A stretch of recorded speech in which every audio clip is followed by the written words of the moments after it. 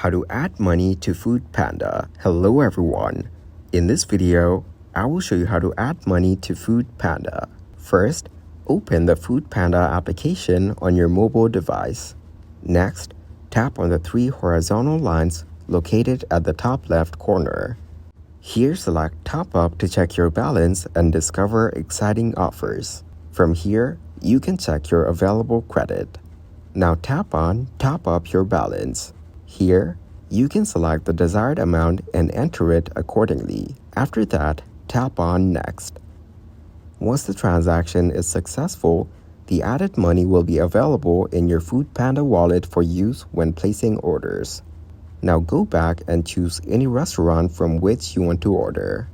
Select the food items you wish to order. Once you've made your selections, tap on View Your Cart. Proceed by tapping on Confirm Payment and Address. Now, select the payment method. Finally, tap on Confirm. This is how you can add money to Foodpanda. Thank you guys for watching this video. Hope you got some value. Make sure to like the video and subscribe to the channel to get notified of new videos. See you in the next one.